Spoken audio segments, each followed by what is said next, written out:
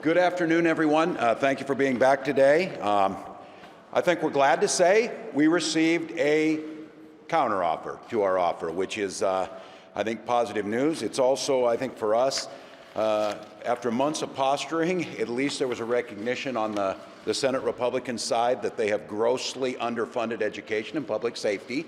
Their offer, while they will call it a doubling of their offer on public safety, still doesn't even hit the numbers that were needed just for physical infrastructure at Stillwater and St. Cloud to make sure that our officers are safe and that we have the best correctional facilities.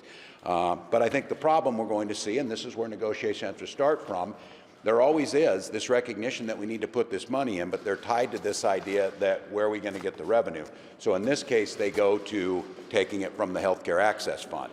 Now remember, that's the same Healthcare Access Fund that they're going to repeal, that they blew $1 billion hole in the budget. What they did to pay for this was they just accelerated that rate on the Healthcare Access Fund by a year, pushing it up one more year. So it really puts us in a position to go ahead and we'll go back in and we'll analyze. It's a fairly short offer. I think you got a copy of it. We'll analyze this, but it's a situation I said this administration wouldn't put people in. They're asking us to choose between elderly, sick, those that are receiving health care, especially through the Healthcare Access Fund, pitting them against quality schools.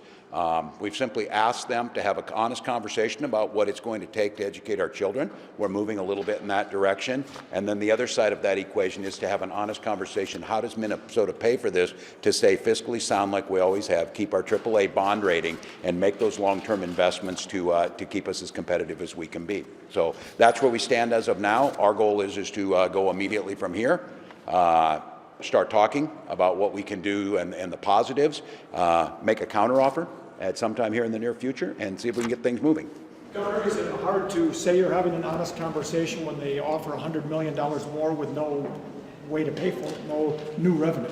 Well, it is a little bit, but I do think it's important in this moment to acknowledge that we asked for them to come back with a counteroffer that was a real one, other than the other one we had the other day, and they did that. And so I will give my little bit of sugar on that one and say that we got that, but we do still have to have this honest conversation, and it was very clear. They said it's coming from the health. I mean, think about this. The very Healthcare Access Fund that has to go away, that we're going to get rid of, we're going to use that fund that creates $1 billion, but the way we're going to get to pay for this without having to have an honest conversation with Minnesotans, we're going to accelerate the use of that fund by 1 year and transfer that over to something that we've been saying, because remember, it came in, first of all, that there is plenty of money in education. Our offer was plenty to be there, and now all of a sudden, obviously, as we've said, school districts, parents across the state are saying that it wasn't enough. So yeah, I'm going to keep this in the right spirit. An offer was made. I think we've expressed our concerns with it. I think now maybe it's incumbent for us to take some time, look through this, come back again at what we can do to move us closer to, again, our goal in this is not to win a political battle. It's to have well-educated and well-funded education system in Minnesota, healthcare that's accessible to all, of high quality, and that community prosperity that invests in that infrastructure. Because again, we're not seeing those investments that are going to make a difference, because they've made it clear they are going to continue to allow our roads and bridges to hit that tipping point to start to become more expensive in the future, and no real plan to address that. Thank you, everybody. This fall, sir. How far short does this fall, in your opinion, this offer? Too early to say, I think, on this. Certainly for us, it's significant. Again, I do think it's at least somewhat of acknowledgement. The two areas, there's many. I'll talk about housing, some of the other things when we come back.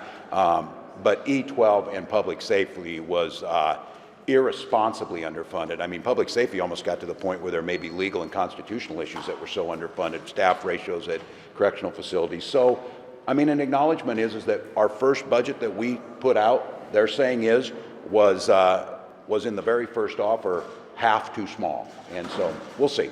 Thank you.